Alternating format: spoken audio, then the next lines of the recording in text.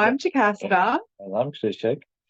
and this is our channel. And on here, you're going to find discussions about the metaphysical, about intimate relationships, about triggering, about healthy ways of communicating.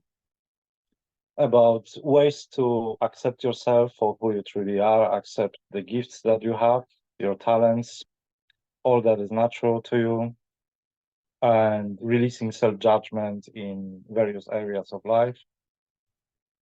Stepping into your power. Alchemy. Alchemy, love Yeah. it. And This yeah, is annoying. yeah, it's lonely too. Oh no, what's that done?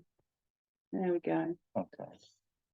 I think we need to do that bit again then, won't we? You can edit it out, can you? I think we definitely need to do that bit again. Oh, We need to do oh, that bit again because this is annoying me. yeah. I love it. No, we can cut that out. That's fine. Okay. Okay. Yeah. So what would you like to talk about today? I don't really know. I think it'd be quite nice to maybe. Transformative power of intimacy and honesty. I was going to go a bit more basic than that Okay. and just Let's enter go. in with our coming together story Okay. and how that came about and the work that we've done leading Mm, up to it. okay. Do you want to go first or shall I go first? You go first. Okay, then. Well, as some of you will know, and most of you will not, I've had a very varied life filled with a lot of intense experiences that have required an enormous amount of introspection to make sense of and overcome and acquire the gifts from. I used to refer to that as an incredibly traumatic and painful and abusive life. And throughout the course of a few years, the difficult experiences started ramping up and really started hitting me hard and fast. I left a 22-year-long relationship, went through an incredibly narcissistic phase. I entered into a relationship that was both psychologically and emotionally abusive, physically abusive. That culminated in his trying to kill me. I went from that to falling pregnant unexpectedly with twins. My twins were then born early at 22 weeks. One of them died. The other has lifelong issues as a result of her prematurity. And all of that obviously left a lot of energy that was stuck in me, that was manifesting more difficult things to overcome. And it pushed me into some really deep, heavy introspection and self-discovery. That journey actually started before my twins were born and has taken many years. And over that time, I was able to appreciate my own accountability in my own experiences and the reality that I'd led.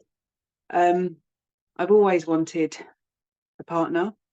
Since having left my husband, it was a really difficult journey and I felt very, very lonely. I felt lonely most of my life, to be honest, even in relationships. In fact, I think a lot of people can relate to this when I say that you can actually feel your absolute loneliest when you're in a relationship. And I set the intention in 2022 that in 2023 I was going to meet my man. And I had done an enormous amount of work on myself. I was moving into heavy integration to the lessons that I'd learned and the ways in which I knew I should be living my life. That word should. We'll come back to that at a later stage. The ways I knew would welcome in the experiences I wished to experience. And that started, I did a juice fast. I lost a lot of weight. I felt a lot healthier in my body.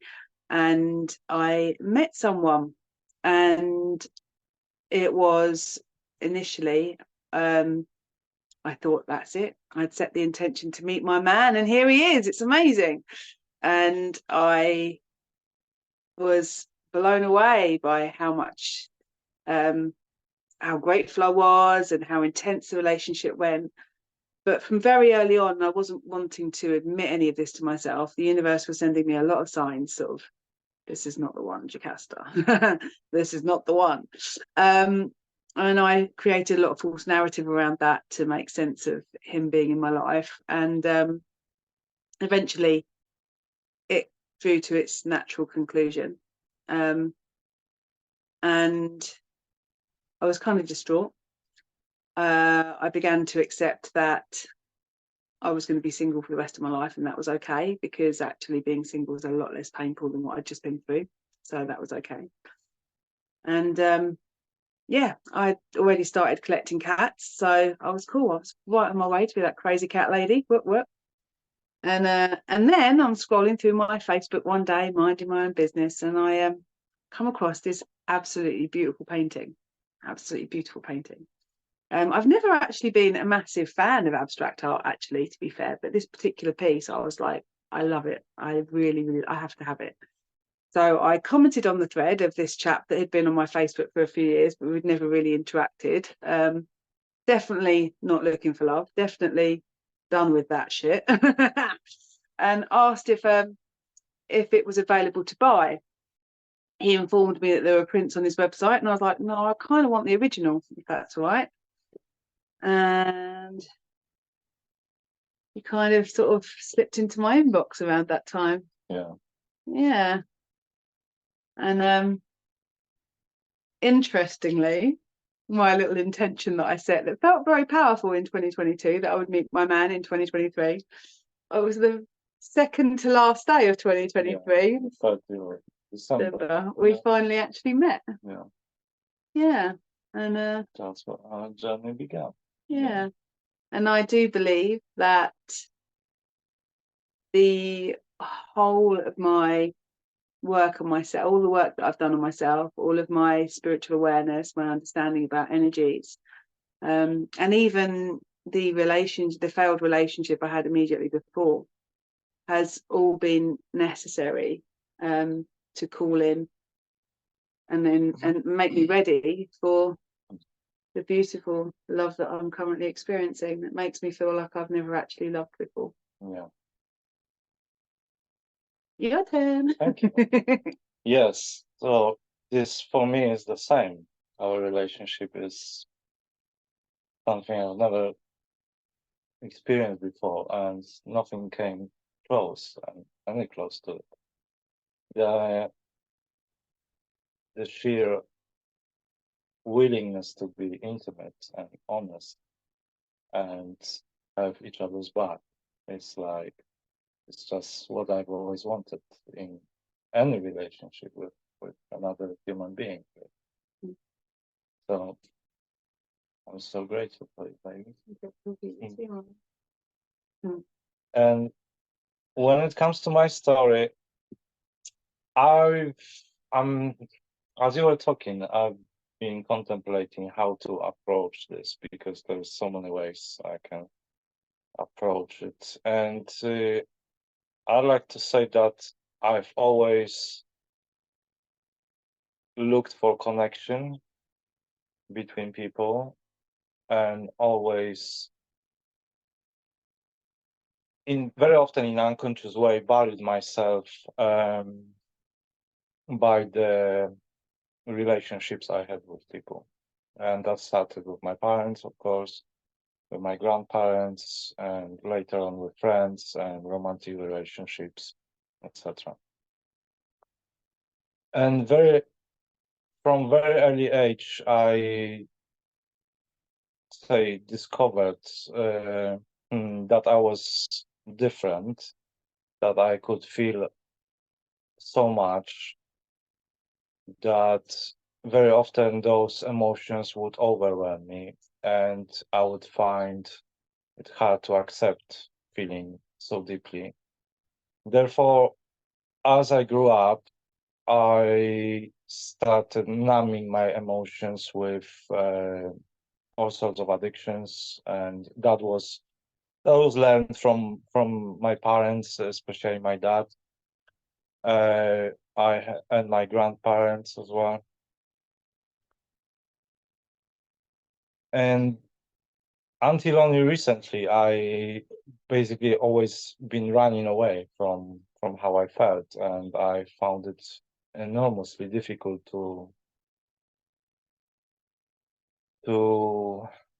let the emotions do their work, which is, in my view, which is guidance.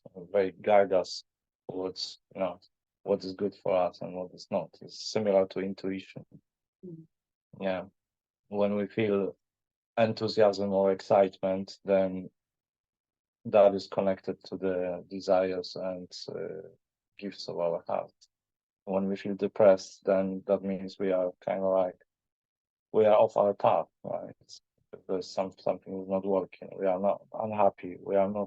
We think that we are unhappy with the world, but we are actually unhappy with ourselves, because the world is just a reflection of ourselves, our internal landscape, our internal world. Yeah, so as I've started really reconnecting with and harnessing the power of my emotions, I started accepting myself much more, and showing up in the world in different way, in more authentic way, and starting to actually lead people as well, guide people towards self-acceptance and embracing their own unique gifts. And out of the blue, we connected with Jocasta one day. It was that early December, or it was earlier than that. oh, was that November? Yeah. And I remember this painting, Inevitable Light. We will show it at some point in our podcast. That painting was waiting for someone who really was ready to connect with it. And yeah, I was like in two minds whether to keep it for myself or to sell it. But I knew once Jocasta asked for it, for the original, then I knew that she was the one who would sell it. It's funny actually, because I felt the energy change between us. Like, it was when I'd said to you that I wanted the original, there was just, I felt a really intense energy connected with that and your response to that. Yeah. I thought I knew. And I remember asking you about that sort of weeks later, and you explaining to me that was because it was always your special painting that you weren't ever sure if you wanted to part with. Yeah. My friend actually laughed and said he's a cheeky bugger for charging me for it when he was ultimately going to end up with it himself anyway. Thanks, Carla. But yeah. Yeah. Since then, you've acquired quite a few of mine. Yeah, I think it was like buy one get 20 free. Yeah. Yeah, I love it. Created a couple of my own as well along the way. Yeah, absolutely. There's an artist in everybody. Yeah. Yeah. I think there's people always talk about sort of doing the work and self-exploration, and I think sometimes the how can be a little bit lost on people. And I think for me personally, I don't know if this is something that you'd necessarily agree with, but for me personally, inner child work has been absolutely crucial for my own discovery towards self-love. I agree with this 100%, 1000%. Yeah. See, when we are living a life that does not reflect our heart's desires, that there's only one explanation for that. Ultimately, when you get all of the nitty-gritty out of the way, the only explanation for that is that we don't love ourselves. There's a part of ourselves that we're genuinely not loving. We're still judging, we haven't accepted, we're hiding from, we believe is dirty or corrupt or unworthy. Because when we truly do love ourselves, everything else falls into place. And that is often our absence of self-love is almost always created in our childhood. And it's an interesting journey, actually, when you start diving deep into the relationships you have with your parents. You start realizing that actually it was never their fault. They were doing the very best they can in a really, really broken society. We don't raise children in this part of the world as children are designed to be raised. That saying, it takes a village to raise a child, is so absolutely bang on. So when it comes to our own journey into self-discovery and self-awareness, one of the most crucial elements that we can do here is self-love and self-acceptance. And inner child work has been absolutely crucial for me on that score. Now, there are many different ways of doing inner child work, and there's loads of workshops out there, there's guided meditations. Ultimately, what I would say to anybody wanting to explore this path is, firstly, you have to connect with your inner child. And that can be done in a multitude of ways. You can do that through deep meditation, you can do that through playing, messing about, being silly. Creating art, exactly. Yeah. And then when you have got that connection to that, those child avatars that are held within us, we then reparent ourselves. We then give our children, our inner children, what we were lacking, the nurture that we were lacking during our childhood, the affirmations that we were lacking during our childhood. See, for me, I personally find inner child work most effective through meditation.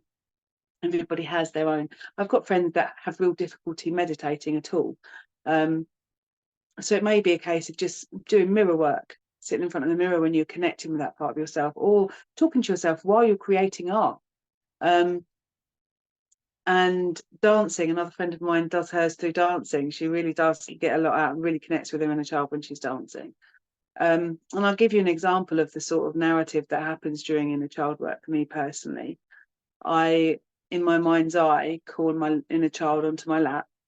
And I will say things such as, Shasta, you are so beautiful, darling. You are always worthy of so much more than anybody ever gave you.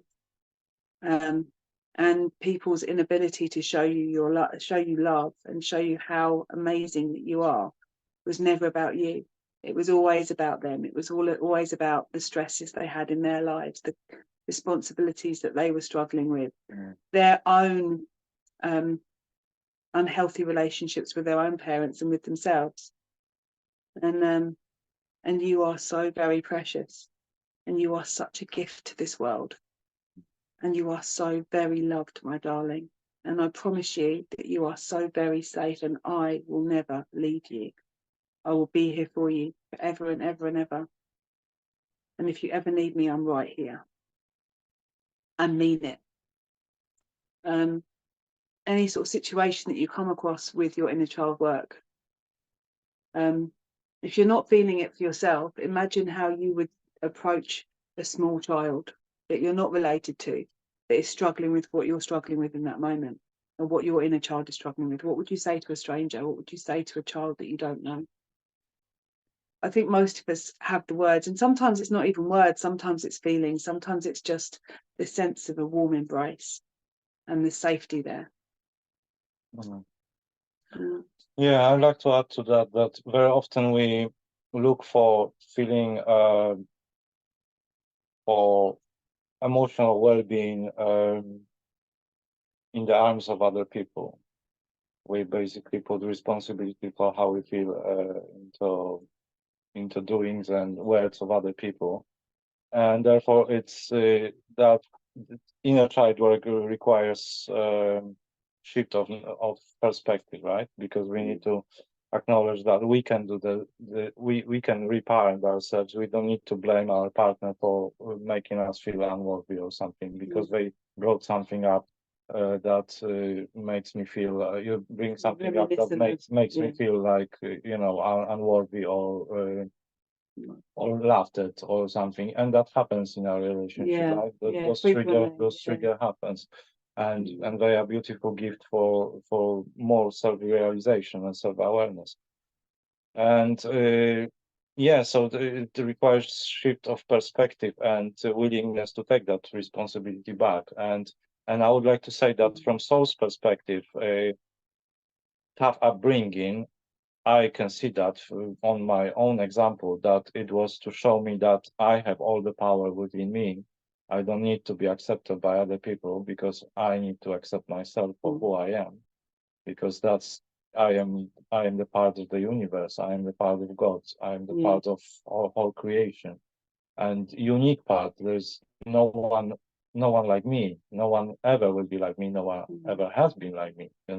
So this is like Karen Carey Parker. She's quantum human design founder, and she calls every person a unique cosmic event. I love that. Yeah, it's beautiful. Yeah, and it's so true.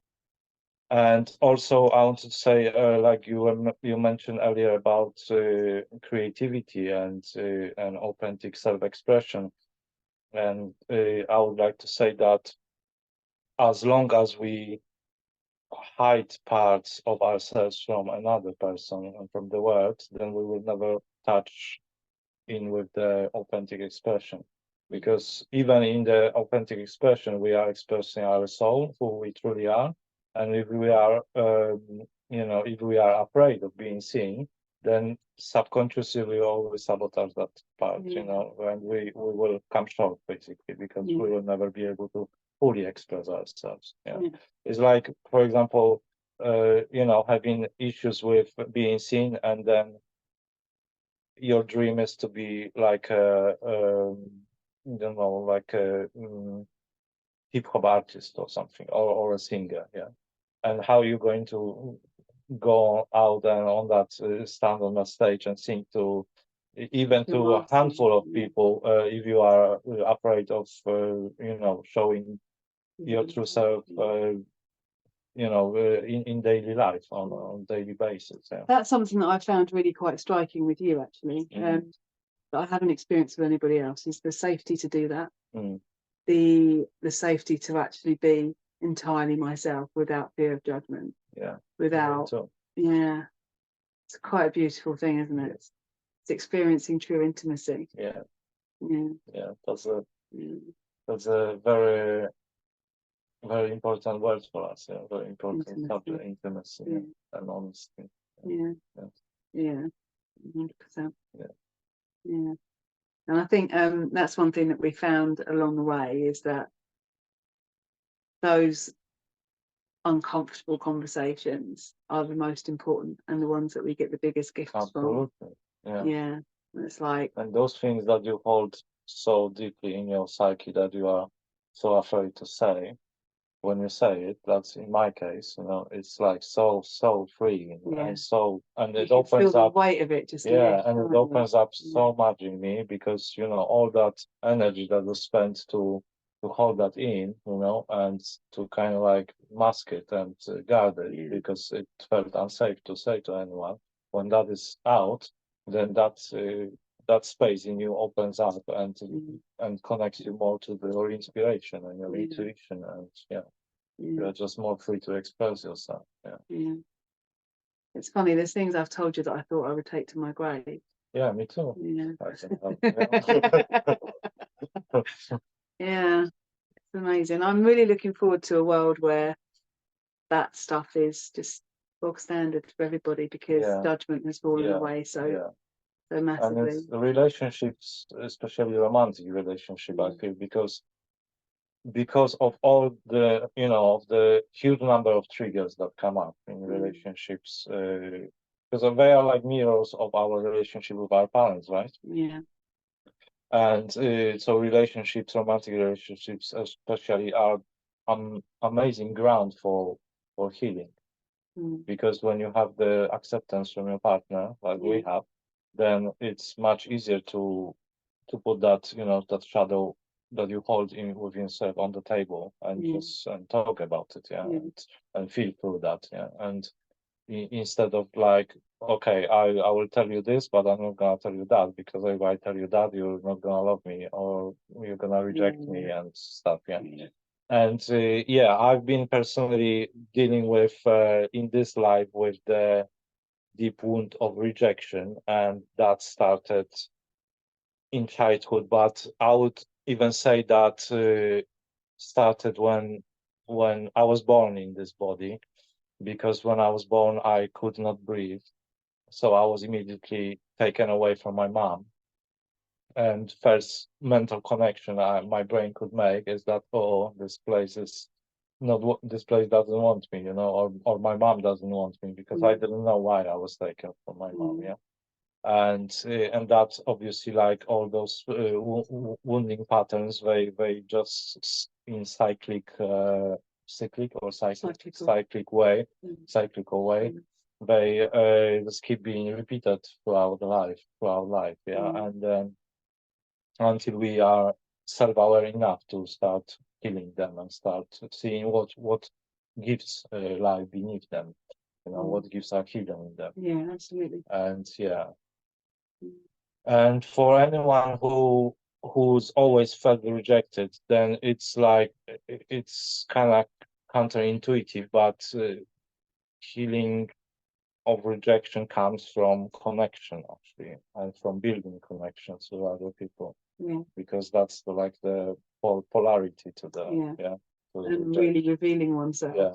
And the catharticism in that of actually, because I imagine quite often when that rejection manifests in your life, that will be mostly rooted in you hiding yourself and masking.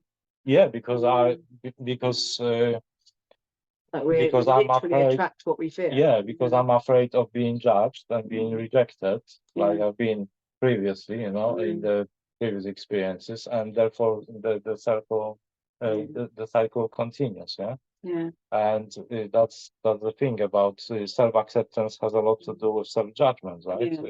Another polarity, like you judge yourself for what you think, you will not be accepted. So, It's like, when I'm often saying to you, am I talking too much? Am I taking up too much space? Yeah, exactly. That's that fear of rejection. You're feeling unsafe. Yeah, being too much.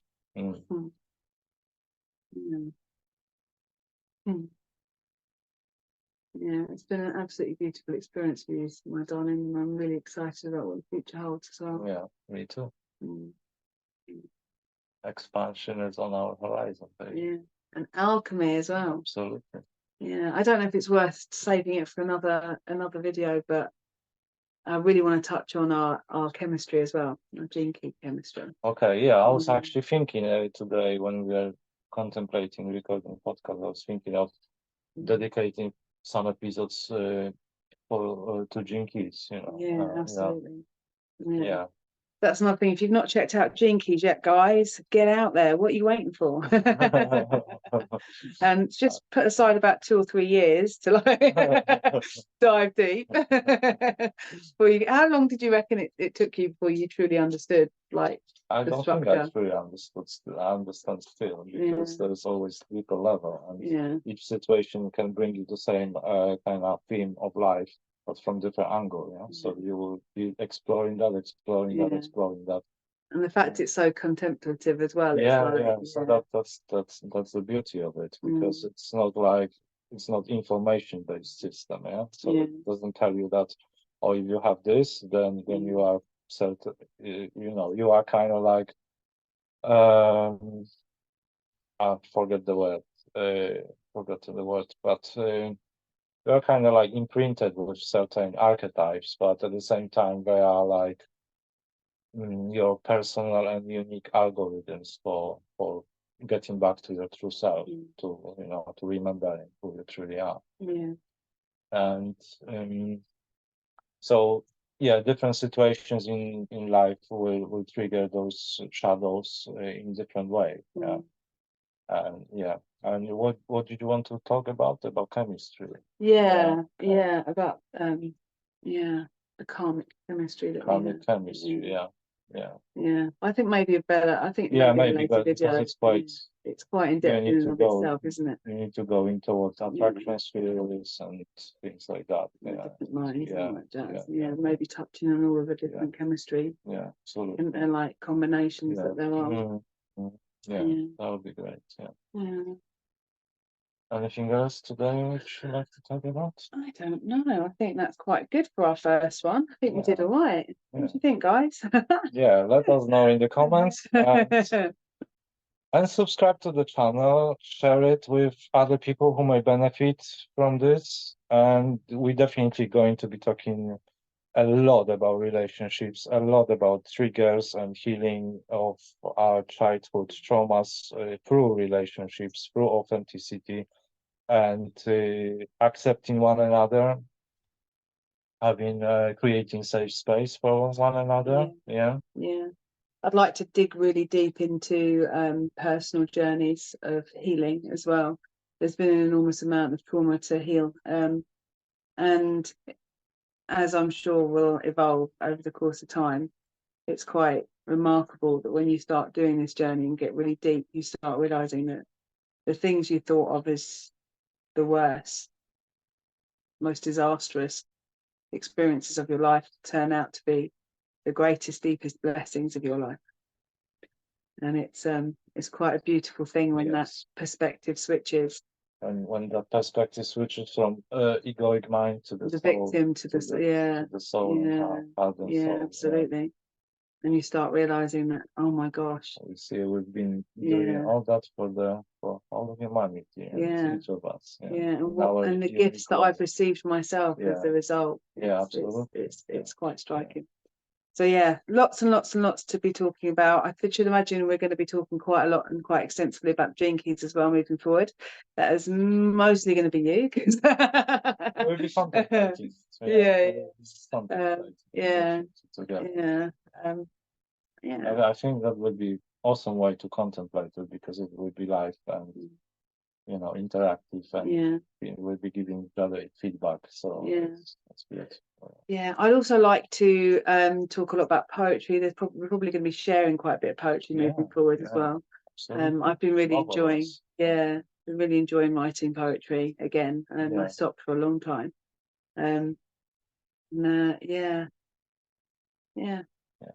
Lots to explore. We'll be sharing our creations, we'll be sharing our paintings, our writing, poetry, like you said. We may be writing a book together. We'll see. We're definitely doing it. We have quite a few ideas, and but it will all expand in its own time. And I'd really love to dive deep into my vision of the ascension process of our planet as well. Definitely. Much later down the line. Thank you for tuning in, for listening and watching, and we'll see you next time. Ciao for now. Bye.